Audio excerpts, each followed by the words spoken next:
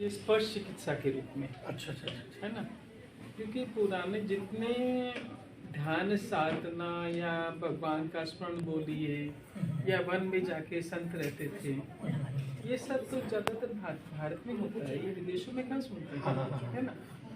तो ये भारतीय संतों में इतनी शक्ति होती थी और इतने ध्यान साधना जब के बाद कि वो किसी को भी टच करे, स्पर्श करे, वो अगला ठीक, ये व्यवस्था थी। पर कालांतर में क्या हुआ, धीरे धीरे इसका उपयोग नहीं हुआ।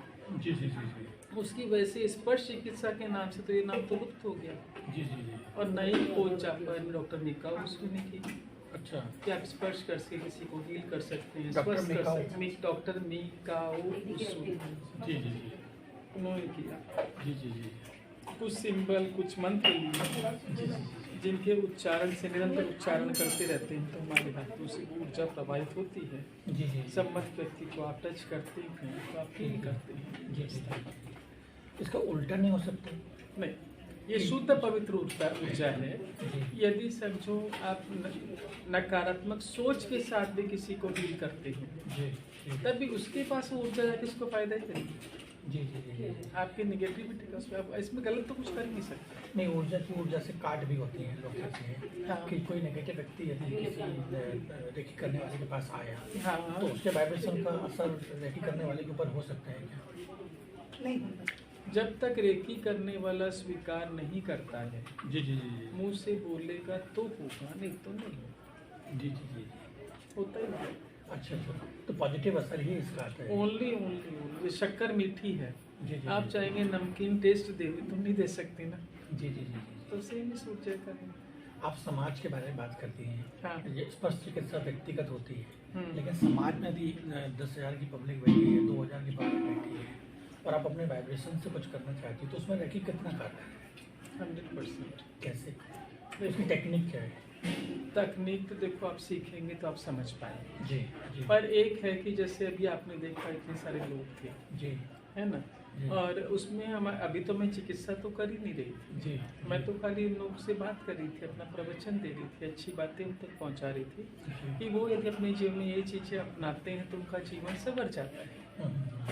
अब वो लोग सारी बातें सुनते हैं, उनसे प्रभावित होते हैं और फिर हमसे रेकी सीखने भी आते हैं और रेकी नहीं भी सपोज सीखते हैं, है ना।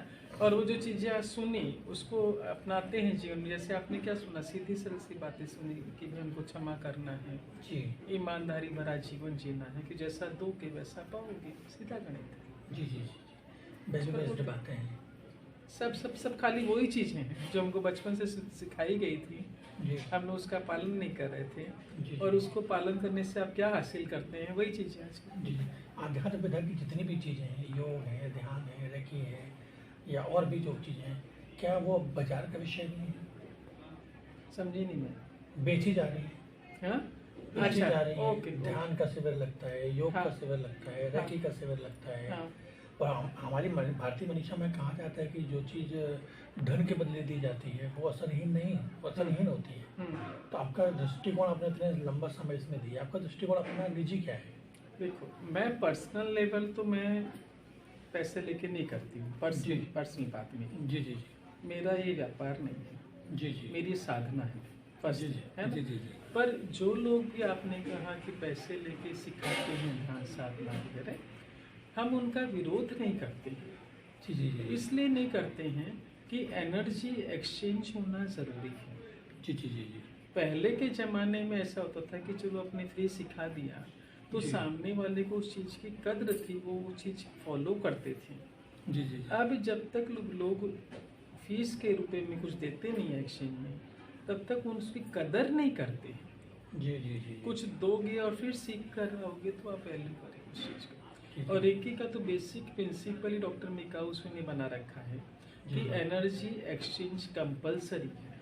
अच्छा। कि आप सीखते हैं तो जरूरी पैसा ही दे, उसकी एवज में आप कुछ भी दे सकते हैं, चाहे गुलाब का फूल ही दो, एक गिलास पानी ही दो, बट एनर्जी एक्सचेंज होना जरूरी है। जी। ये रेकी का बेसिक प्रिंसिपल है, क्योंकि जी। सामने वाले को कदर तब होगी जब वो अपने पास से कुछ निकाल कर देगा। जी जी जी। भारत की ये जो मनीषा है विदेशों में भी कितनी लोकप्रिय है? बहुत ज़्यादा, और विश्व के हर कोने में हर रेकी के नाम से परिचित है। तो ये भारतीय पद्धति, जी जी पर ये ग्लोबल भारतीय है। पद्धति में हाँ स्पर्श चिकित्सा के नाम पे था। जी तब ऐसा था कि भाई साधु संतों के पास ये पावर है, ताकत है कि वो हाथ लगा के ठीक कर सकते हैं। जी जी इस धारणा को डॉक्टर मीका ऊसू ने अलग तरीके से प्रेजेंट कर दिया जी जी कि सिंबल और मंत्रों के माध्यम से हर व्यक्ति सीख के कर सकता है। जी जी तो आज तो पूरे विश्व में इसे अल्टरनेटिव हीलिंग थेरेपी के नाम से मान्यता प्राप्त है, क्योंकि ये इकलौती विद्या ऐसी है जिसका कोई साइड इफेक्ट नहीं है, जी जी जी ओनली बेनिफिट है। जी थोड़ा सा चेंज करते हैं, आपके प्रवचन पे आते हैं। आप सामने समस्याओं की बात करती हैं, आपका विषय खुशियाँ हैं, आपका विषय सकारात्मकता है, समस्याएं हैं। तो आप अलग अलग शहरों में अलग अलग जगह जाती हैं, तो समाज में आज की सबसे बड़ी समस्या क्या है, आपको क्या समझ में आता है? अगर मैंने स्टडी करें हर तरह की समस्याओं पे, तो देखो हम लोग मतलब पारिवारिक, व्यक्तिगत तो सामाजिक। हम लोग समस्याओं पर फोकस नहीं करते हैं, जी जी जी जी है ना। हम लोग समाधान पर फोकस करते हैं, पहली बात। जी जी जी और जो प्राथमिकताएं हैं हर एक व्यक्ति की जी जी जीवन की, जैसे तन स्वस्थ चाहिए, जी मन स्वस्थ हो, धन प्रचुर मात्रा में हो, सफिशिएंट हो, जी जी आपसी संबंध सही हो, ये चार मूलभूत आवश्यकताएं हैं व्यक्ति की। जी जी इससे आप कैसे हासिल कर सकते हैं वो तकनीक बताती है हर सत्संग में।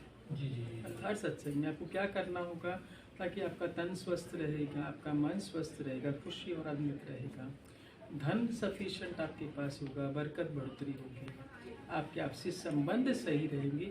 और छोटी छोटी टेक्निक जो आसान है, सरल है, और ऐसा भी नहीं है कि आपको लंबे समय तक करोगे तो आपको बेनिफिट मिलेगा। जी जी आप करते हैं और आपको इंस्टेंट नतीजे मिलते हैं। जी समस्या पर फोकस नहीं है, समाधान समाधान पर फोकस है, और प्राथमिक आवश्यकताएं आपकी क्या है वो आप कैसे हासिल कर सकते हैं। जी। फिर भी आप भावुक हो जाते हैं, लोग आके आपके पास रोने लगते हैं, तो आपको एक समझ में तो आता होगा कि लोगों की परेशानी की जड़ कहाँ है। हाँ हाँ वो तो आपकी स्टडी होगी अपनी, वो तो आपका अध्ययन होगा, तो वो उसके कारण क्या है आज? खुद का स्वभाव, खुद का व्यवहार, जी। ओनली ओनली ओनली परेशानी के कारण सिर्फ खुद का ओनली स्वभाव है। खुद का स्वभाव और खुद का व्यवहार, विचार, वाणी, व्यवहार, जी जी तो उसका समाधान फिर कैसे? वही तीनों चीज़ों को सुधारा उसको जाए। सुधार करना, उनको बताते कहाँ ठीक करना। जी जी हम लोग ना वाणी पर, इन शब्दों पर बहुत फोकस करते हैं जी कि आपको मजाक में भी गलत शब्दों का उच्चारण नहीं करना है। अच्छा, आपने 28 साल लिए हैं, इस पे काम 28 कर 30 साल हो 30 गया। साल हो गए आपको। हाँ हाँ और कोई आपको सुनने के लिए सिर्फ आधे घंटे के लिए आया, उसको आपकी बातें बहुत अच्छी लगी, तो आपका तो लंबा समय का अभ्यास है। आपको 28 साल लग गई यहाँ बैठ के यहाँ बातें करने में, इस चीज़ों को समझने में। और कोई भी समय इतना फास्ट है, वो परेशान है, जो बातें आपने कही मन की, तन की, संबंधों की, और वो कुछ करना चाहे तो आधे घंटे में कितना ले सकता है? देखो ऐसा होता है, जो व्यक्ति सुनने आता है ना, अपनी समस्या के साथ आता है, जी वो तो अपनी समस्या लेकर आता है ना कि, और इतना जो हम 2.5-3 घंटे तक बोलते हैं, यदि वो ईमानदारी से सुने, उसको खुद के लिए क्या चाहिए है वो उसे मिल जाता है। जी हम लोग हर चीज़, हर तरह की चीज़ें परोसते हैं जी कि हर व्यक्ति की अलग अलग समस्याएं हैं, अलग अलग प्राथमिकताएं हैं, ये चीज़ें आपके सामने हैं, और वो सुनते सुनते समझ उसे उत्तर मिल जाता है। जैसे भी एक महिला ने शेयर किया ना, आपने सुना कन्फेशन है ना, उसने क्या कहा कि इसको डायबिटीज़ है, और वो बोल रही कि मुझे समझ नहीं आ रहा था कि मुझे डायबिटीज़ क्यों है, जबकि अच्छा खान पान है, सब चीज़ें अवेयर होने के बावजूद क्यों है। तो उसे भी बैठे बैठे उस सत्संग में एहसास हुआ, उत्तर मिला कि सास ससुर अस्वस्थ चलते थे, उनको वो पूरी, उनको जब वो मांगते थे दवाई दो मुझे, तो ये दवाई पूरी नहीं देती थी उनको। आप समझे, पैसे बचाने के तहत या लापरवाही के तहत जो भी रीज़न, वो रिटर्न में आया उसके पास, उसको वो समझ में आ गया वो चीज़। वो आज पब्लिक के बीच बोलना आसान नहीं है, इतनी बड़ी बात कि मैं दवाइयाँ उनको नहीं देती थी। जी जी आज अकेले में कन्फेशन करने वाले हमारे पास लाखों हैं, हम अकेले दीदी सामने आके बोलते हैं, पर मंच से बोलने की आदत, आज अपनों के बीच स्वीकार करना, जी आज कईयों को जवाब मिला होगा ना, जी। उसके एक के शेयरिंग करने से कईयों को जवाब मिला। आप रेकी मास्टर हैं, तो जाहिर आप अनुकूलता पसंद करते हैं, मुझसे बात की गई तो मुझसे कहा गया कि आप राजनीति पे बात नहीं करेंगे, है ना, क्योंकि आपको पसंद नहीं है। पसंद तो नहीं, सुनिए, बात सुनिए, नहीं, सुनिए, पसंद की नहीं, मतलब मैं- विषय नहीं है वो। मैं इसी विषय पे बात कर रहा हूँ। हाँ। तो जैसे जो चीज़ आपको पसंद नहीं है, लेकिन वो समाज में विद्यमान है, आप उजाला पसंद हो लेकिन अंधेरा है, तो आप अंधेरा- समझे नहीं, आप आपने एक पसंद नहीं होना, एक विषय नहीं होना में फर्क है, फर्क है। मैं ये कहना नहीं चाहता, मैं ये कहना चाहता कि कोई व्यक्ति यदि सकारात्मक रहना चाहता है लेकिन उसे नकारात्मक लोगों के साथ रहना पड़ रहा है हाँ या नकारात्मक चीजें पूछी जा रही हैं, तो उस समय वो कैसे स्टेबल रहे। हाँ आपको गुस्सा आ सकती है, अगर मैं आपका जो आपका विषय नहीं है राजनीति, हम उस पर बात करें, आपका जो विषय नहीं है हम उस पर बात करें, हम अंधेरे पे बात करें, हम नकारात्मक पे बात करें, तो फिर आप कैसे स्टैंड रहेंगे उस समय? नहीं, मुझे गुस्सा नहीं आता, मैं जवाब नहीं देती जी कि जिस चीज़ का मुझे एहसास नहीं, मुझे पता नहीं इस विषय के बारे में, आपको क्या उत्तर दूंगी जी, बताइए। जी। सीधी सी बात है, जो विषय मेरा नहीं है उसका उत्तर मैं नहीं दे सकती हूँ। जी। हाँ, और मेरे अगल बगल चर्चा हो रही है, समझे, दूसरे लोग कर रहे हैं, मैं उन्हें रोकती भी नहीं हूँ।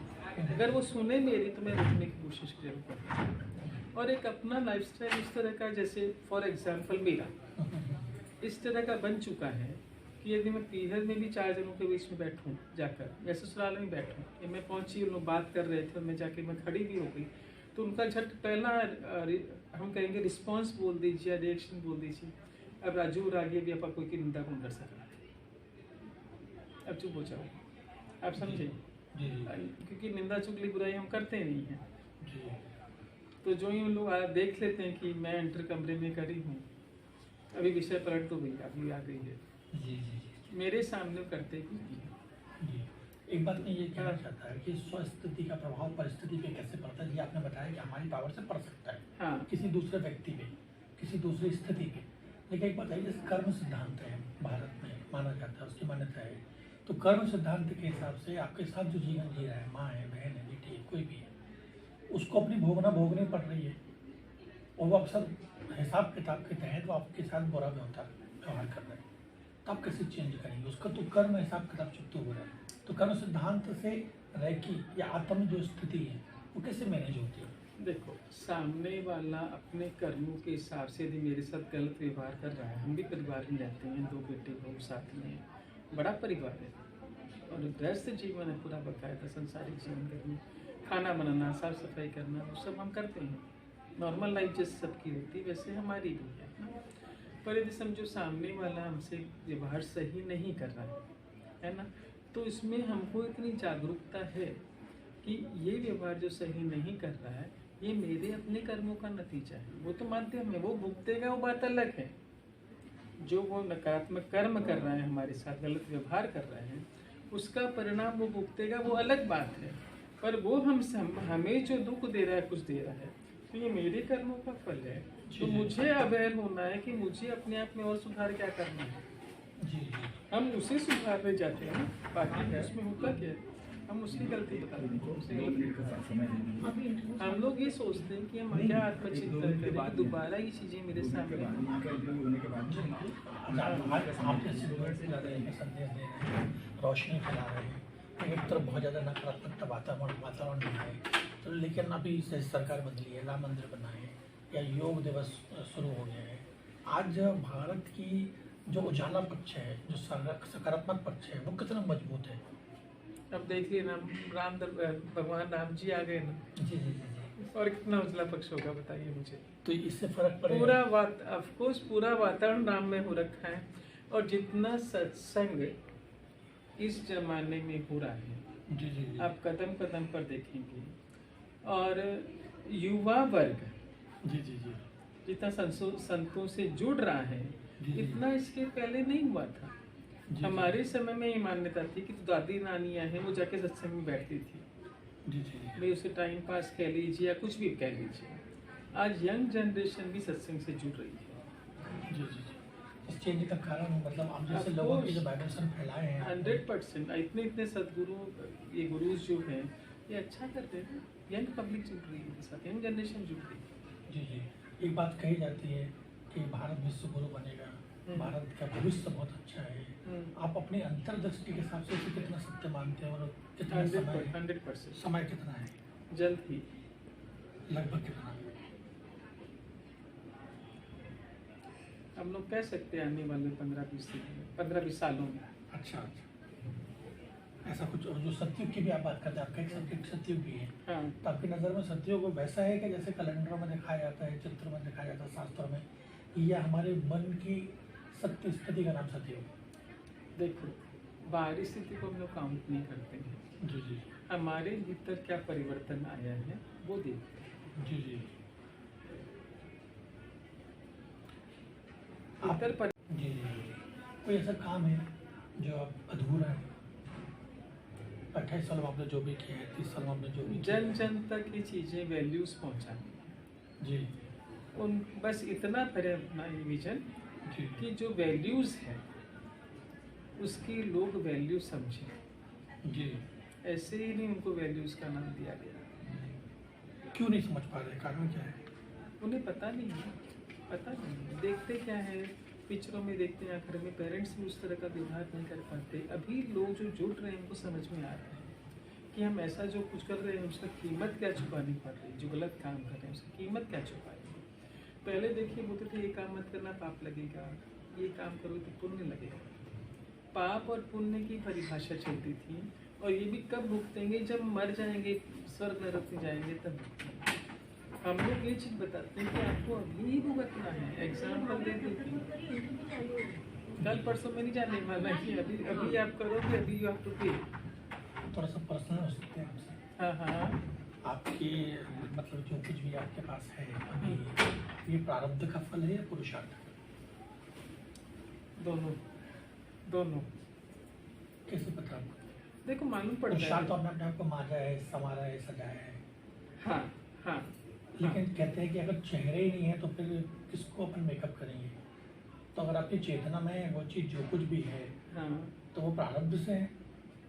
देखो हम लोग प्रारब्ध का तो 100% हाथ है, जी जी और प्रारब्ध भी तब वर्क करता है, तब चमकता है जब आप पुरुषार्थ करते हैं। जी।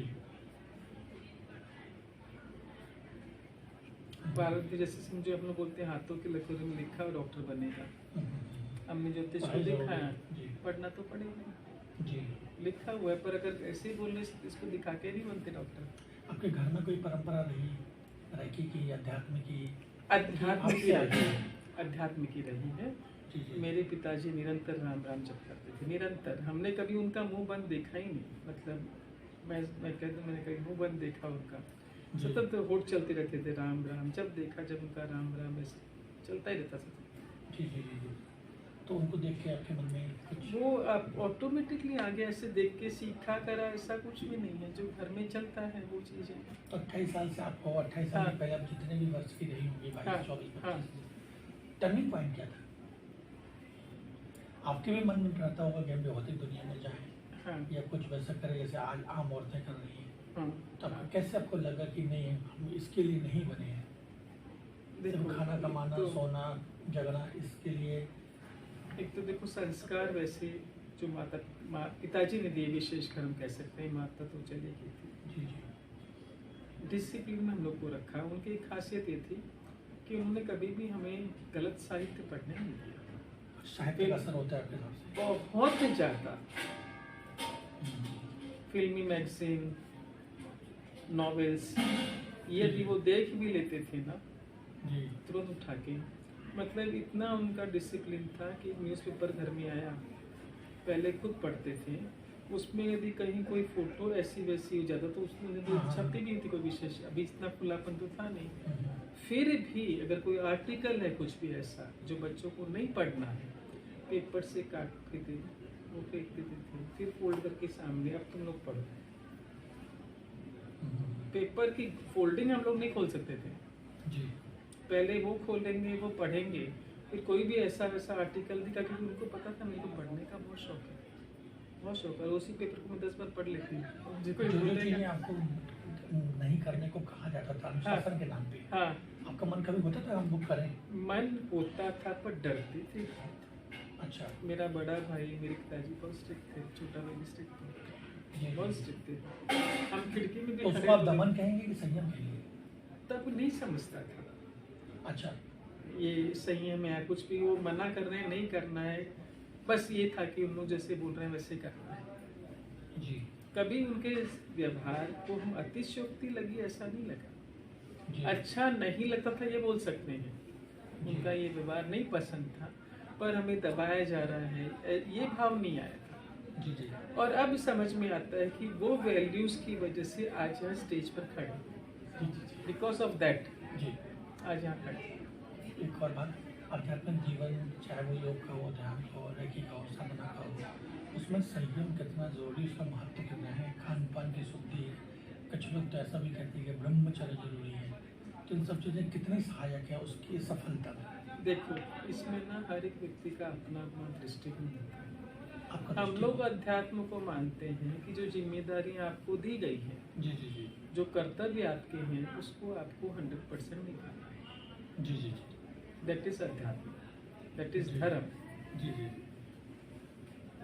धर्म अध्यात्म अलग अलग आपके हिसाब से? एक ही चीज है, अपने कर्तव्यों का, जिम्मेदारियों का पालन करना है, ईमानदारी के साथ करना है, सकारात्मकता के साथ करना है, वैल्यूज जो है वो उसको पालना है। दैट इज अध्यात्म, ईमानदारी का पालन, दैट इज ये जो चीजें बेसिक है, यही धर्म है, यही अध्यात्म है। जी। आज जो झगड़े हो रहे हैं धर्म के नाम पे, भाषा के नाम पे, लिंग के नाम पे, लेकिन जब हमारे ऊपर बात आती है हम कितना भी ज्ञान सुनाएं, जैसे आप हो, तो जब कभी नारी की बात आएगी तो आप सबसे पहले नारी के साथ में खड़े हो जाएंगे, भले पुरुष के साथ गलत हो रहा हो।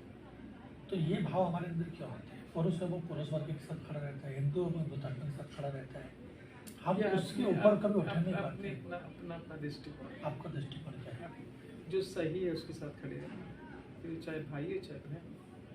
अच्छा, महिला होने के नाते आपको कितना गर्व है अपने ऊपर? गर्व तो नहीं कहूँगी, कृपा कहूँगी ईश्वर की। तो महिला होना कृपा है, बहुत कृपा है। पुरुष होना कृपा नहीं है? देखो मैं अपनी बात कर सकती हूँ। जी जी जी। कैसी कृपा फलीभूत हुई? यदि आप पुरुष होते तो नहीं होती? हो सकता है, हो जाती ना, यदि ये हो वैल्यूज सकता में। है। हाँ हो सकता है, वो भी हो सकता है, पर जो जीवन मुझे मिला I am very happy with that. तो बहुत सारी महिलाएं, उनको क्यों नहीं हो रही? तो महिला होना इम्पोर्टेंट नहीं है, साधना होना इम्पोर्टेंट है। अपना अपना चॉइस है, जी है ना। आज देखो किसी का शॉपिंग में मन लगता है, हमारा अच्छी पुस्तकें पढ़ने में मन लगता है, जाप करने में मन लगता है, चॉइस अपनी अपनी। जी जी जी। अच्छा, इसमें कुछ रियाज जैसी चीज कुछ होती है? हाँ, हर चीज में आप कोई भी साधना लेंगे वो तो नियमित करनी होगी आपको, जी जी। नियमित करना। आपका रियाज क्या है? जो मेरी साधना जो है, मैं जो जचा के रख रखी हूँ कितनी साधना मुझे करनी, वो साधना नहीं। जी जी। और ये जो और अब क्या है कि साधना और मैं अलग अलग नहीं है। जी, साधना और मैं अलग अलग नहीं हूँ। नहीं, वन एंड द सेम। अब तो इतना सिस्टम में चला गया ना, जो चीज करनी, जैसे आप उठ के ब्रश करते हैं वो करना ही है, वो आप ये नहीं बोलोगे ब्रश एक काम है। अब समझ रहे हो? जी ये सब चीजें अभी इतने सालों से कर रहे सिस्टम में आ चुकी है। जी जी। उसमें अगर मुझे कमरे में बैठ के साधना करनी है, एकांत में ही करना है, मैं यहाँ बैठे मेरी साधना कर सकती हूँ। आप 4 जने बैठे हो, मेरे फर्क नहीं पड़ता। आपका पूरा नाम दीदी? राजेश्वरी रमेश मोदी, श्रीमती राजेश्वरी राज नाम रमेश से मोदी, जाने जाते हैं। राज दीदी के नाम से। राज होने का राज क्या है? राज होने का राज क्या है? आज जनता के ऊपर राज कर रही है, यही राज होने का जो बहुत ज्यादा दुनिया- आज जनता पे जनता के ऊपर राज कर रही है, पूरे वर्ल्ड में राज कर रही है। वो तो ईश्वर की कृपा है। ईश्वर की कृपा है उनके ऊपर, पूरे वर्ल्ड में राज कर रही है।